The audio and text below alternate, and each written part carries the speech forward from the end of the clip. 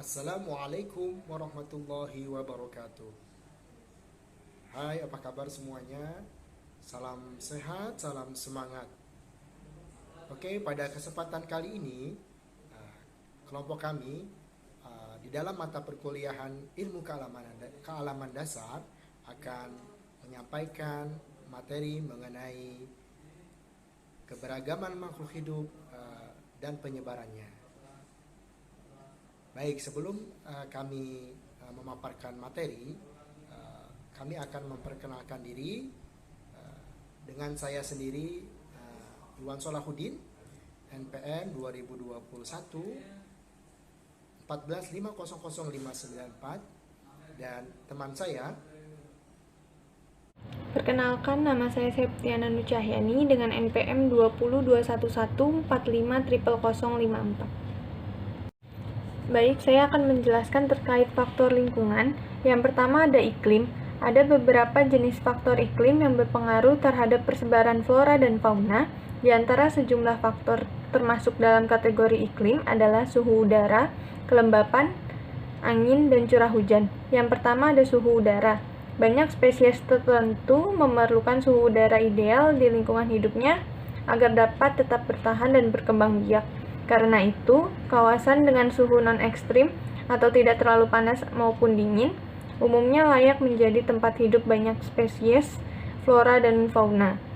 Yang kedua, ada kelembapan udara. Kelembapan udara menunjukkan tingkat uap air yang terkandung di udara. Kelembapan berpengaruh langsung terhadap kehidupan flora. Ada tumbuhan yang cocok hidup di daerah kering, lembab, maupun basah. Yang ketiga, ada angin. Angin sangat berpengaruh terhadap kelangsungan hidup tumbuhan. Di daerah terbuka, hanya tumbuhan berakar dan berbatang kuat yang dapat bertahan hidup di tengah terpaan angin kencang. Yang keempat, ada curah hujan. Curah hujan jelas menjadi penentu persebaran flora dan fauna karena air adalah sumber utama kehidupannya. Yang ketiga, ada faktor edafik atau tanah. Tanah jadi media utama bagi tumbuhan vegetasi. Kebutuhan pertumbuhan dan perkembangan vegetasi seperti unsur hara, kebutuhan bahan organik atau humus, air, dan udara disediakan oleh tanah. Tanah subur memberikan dampak baik bagi pertumbuhan tanaman. Yang ketiga ada faktor fisiografi atau relief bumi. Relief bumi dapat membantu atau mempersulit hewan dan tumbuhan berkembang. Kawasan pegunungan misalnya bisa menghambat penyebaran tumbuhan. Terhambatnya perkembangan vegetasi pada akhirnya berdampak pula pada kondisi fauna. Bentuk muka bumi yang beragam bisa memicu perbedaan suhu dan kelembapan udara sehingga berpengaruh pada jenis vegetasi. Dan karena itu, memengaruhi spesies hewan yang bertahan.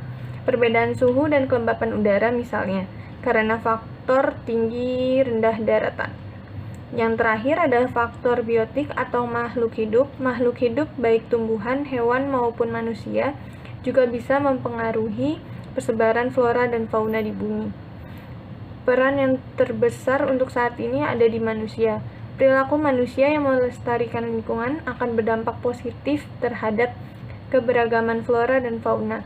Sebaliknya, kegiatan manusia merusak lingkungan bahkan dapat membuat spesies flora dan fauna tertentu punah. Sekian, terima kasih. Persebaran makhluk hidup selalu berkaitan erat dengan daya dukung yang dimiliki oleh suatu daerah tertentu. Faktor yang mempengaruhi persebaran makhluk hidup dipengaruhi oleh salah satunya yaitu faktor iklim. Iklim ada beberapa yang mempengaruhi yaitu suhu, kelembapan, udara, angin, dan juga curah hujan. Saat dunia masih bersatu dalam bentuk pengaya kira-kira 200 juta tahun lalu, satu spesies berada dalam pada daerah dan bentuk yang sama. Kemudian seiring berjalannya waktu, benua-benua mulai memisahkan diri. Spesies-spesies yang awalnya hidup dalam daratan yang sama kemudian terpisah. Spesies yang terpisah tersebut masing-masing mendapatkan lingkungan yang berbeda. Spesies yang terpisah tersebut mulai beradaptasi dan mengubah bentuk fungsi tubuhnya sesuai dengan keadaan lingkungannya. Daerah demikian karena perubahan bentuk dan fungsi tubuhnya maka terbentuklah subspesies. Baik, saya akan memaparkan terkait keanekaragaman makhluk hidup dan persebarannya.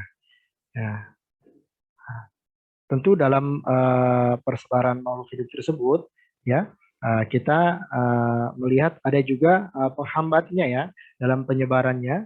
Ya, apa sih yang menjadi penghambat atau penyebaran makhluk hidup tersebut? Ya, ternyata adalah salah satunya adalah faktor geografis ya. Nah, jadi kondisi geografis itu berkaitan dengan apa? Dengan kondisi ya, kondisi keadaan bumi, antara lain dia bentangan alam seperti samudra, kemudian padang pasir, sungai, hingga pegunungan. Jadi daratan dan lautan. Nah, di mana ketika hewan-hewan darat hidup, yang menjadi penghambatnya adalah tentu sungai, ya, kemudian lautan, ya. Nah, begitu juga dengan hewan-hewan yang hidup di air, ya. Nah, jadi yang menjadi penghambatnya adalah daratan, ya mereka tidak bisa hidup di darat, ya terbatas hanya di air. Nah, itulah yang menjadi penghambat faktor dari persebaran makhluk hidup tersebut, ya. Nah, ya kesebaran hewan dan tumbuhan akan tidak berjalan baik jika terhalang oleh bentang alam ekstrim tersebut. Nah, kemudian pada fauna darat yang menggunakan lahan sebagai media untuk berpindah. Jadi dulu itu benua Australia itu nyambung dengan Irian Jaya ya. Nah, kanguru yang hidup di Australia itu bisa nyebrang ya, bisa nyebrang ke Irian Jaya. Nah, tapi lama kelamaan ada spot daratan yang mulai karena ada apa ya, itu waktu itu karena mencairnya gunung es ya. Nah, sehingga spot daratan tersebut menjadi perairan sehingga memisahkan antara Irian Jaya dan Australia. Nah, jadi hewan kanguru tersebut tidak bisa berpindah tempat atau menyebarkan kelangsungan hidupnya seperti itu. Hanya sebatas di benua Australia. Kemudian peran yang luas seperti laut membuat flora dan fauna tidak mampu menyebar lebih jauh. Nah, seperti itu. Jadi daratan dan lautan ini menjadi penghambat dari masing-masing hewan-hewan tersebut ya, hidupnya di mana, apakah di darat atau di laut. Ya. Jadi sebaran hewan dan tumbuhan akan tidak berjalan baik jika terhalang oleh bentang alam ekstrim ya, yang tadi pegunungan, sungai, padang pasir. Nah, seperti unta ya. Nah, unta itu dia akan bertahan lama hidupnya itu di padang pasir. Ya, tidak akan bisa bertahan hidup di pegunungan yang dingin, ya kemudian salju. Nah, itu dia. Jadi nama itulah yang membatasi ya, seperti itu. Baik, next. Nah, kemudian daerah konversi flora dan fauna di Indonesia yang dilindungi. Ya, jadi di negara kita ini di Indonesia pemerintah menetapkan daerah-daerah konversi flora dan fauna yang dilindungi. Ya, pertama kita lihat di sini ada Taman Nasional Ujung Kulon yang terletak di Banten.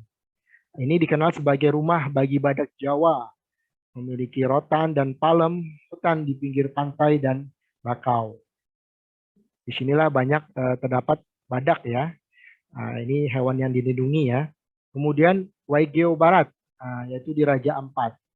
Wilayah ini terdiri dari beberapa pulau yang bersatu padu dan membentuk gugusan yang sangat indah, yaitu Pulau Sulawesi, Pulau Batanta, dan Pulau Misol.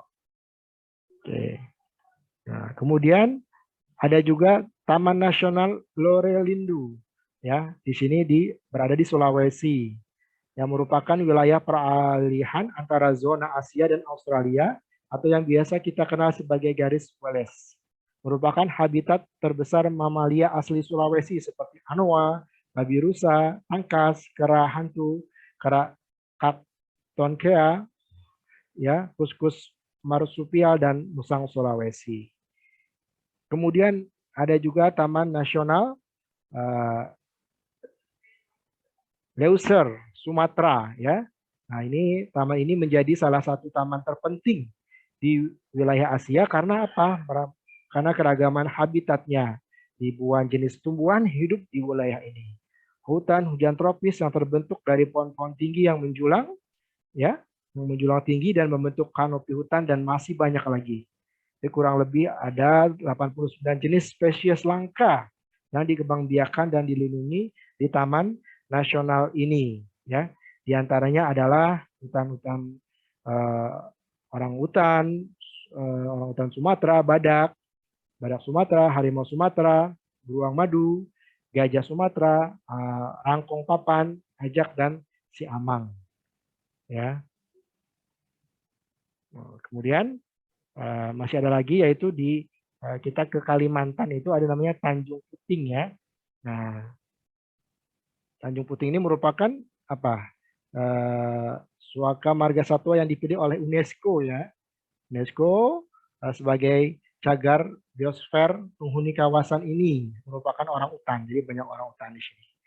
Ya, bentang alam Tanjung Puting yang paling populer adalah Tanjung Harapan yang berupa area pantai dengan bebatuan yang mempertemukan Laut Jawa dengan Kalimantan.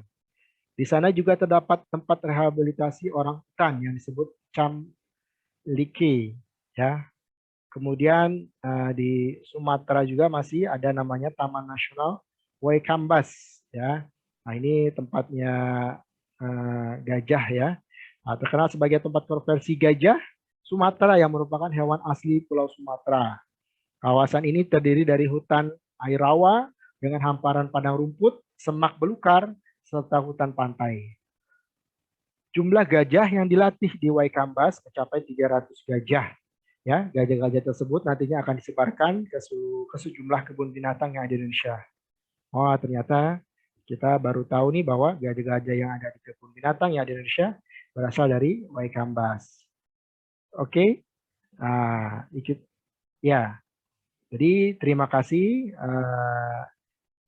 Inilah pemaparan kami dari kelompok kami. Mudah-mudahan bermanfaat dan jangan lupa untuk like and subscribe-nya.